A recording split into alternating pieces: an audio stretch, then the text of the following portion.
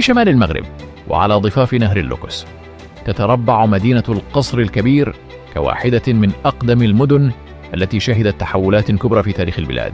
مدينة هادئة في ظاهرها، لكنها تحمل في عمقها ذاكرة معارك فاصلة وحضارات متعاقبة وموروثا ثقافيا غنيا صمد عبر القرون.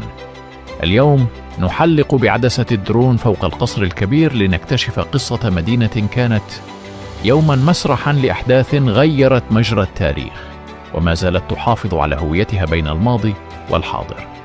تقع القصر الكبير في جهة الشمال الغربي للمغرب ضمن سهل اللوكس الخصيب، أحد أهم المناطق الفلاحية في البلاد. هذا الموقع الاستراتيجي جعلها نقطة عبور بين الداخل المغربي والساحل ومجالا للاستقرار البشري منذ العصور القديمة. من السماء تبدو المدينة محاطة بحقول خضراء واسعة، بينما يشق نهر اللوكس طريقه بهدوء مانحا الحياة للأرض والسكان. تعود أصول القصر الكبير إلى عصور قديمة، حيث كانت المنطقة مأهولة منذ العهد الفينيقي والروماني نظرا لقربها من موقع الإكسوس الأثري. لكن المدينة عرفت تطورا كبيرا خلال الفترات الإسلامية، خاصة في عهد الدول المتعاقبة التي جعلت منها مركزا حضاريا مهما. اسم القصر الكبير يرتبط بوجود حصون ومنشآت دفاعية كانت تحمي المنطقة وتعكس أهميتها الاستراتيجية عبر الزمن. من أبرز الأحداث التي خلدت اسم القصر الكبير في التاريخ معركة وادي المخازن سنة 1578 المعروفة أيضا بمعركة الملوك الثلاثة.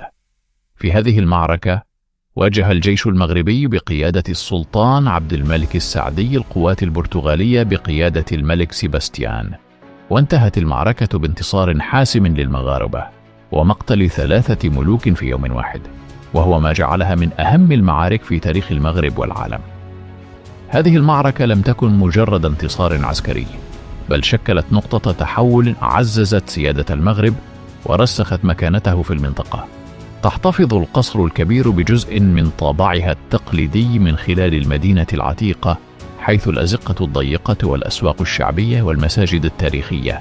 الحياة اليومية هنا بسيطة، لكنها غنية بالعلاقات الإنسانية والتقاليد المحلية. الأسواق تعكس نشاطا تجاريا مستمرا، بينما تشكل المقاهي والساحات فضاءات للتلاقي والتواصل. رغم تاريخها العريق، تعيش القصر الكبير اليوم مرحلة من التوازن بين المحافظة على التراث والانفتاح على العصر. المدينة تشهد تطورا عمرانيا تدريجيا مع الحفاظ على هويتها الثقافية والاجتماعية. من خلال لقطات الدرون يظهر هذا التوازن بوضوح: مبان حديثة تمتد بجانب أحياء تقليدية، وفضاءات خضراء تحيط بالمدينة، في مشهد يعكس استمرارية الحياة عبر الزمن. ومع ابتعاد عدسة الدرون عن القصر الكبير تتجلى صورة مدينة لا تختصر في شوارعها، بل في تاريخها الذي لا يزال حيا بين أزقتها. مدينة شهدت معركة غيرت مجرى التاريخ واحتضنت حضارات متعددة، وما زالت اليوم تحافظ على روحها الأصيلة.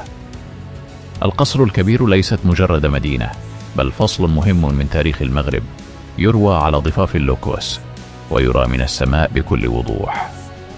إذا أعجبكم هذا الفيديو لا تنسوا دعمه بالإعجاب والاشتراك في القناة ومشاركته مع الأصدقاء والعائلة، لأن اكتشاف المغرب من السماء يكشف لنا قصصا لا تنسى.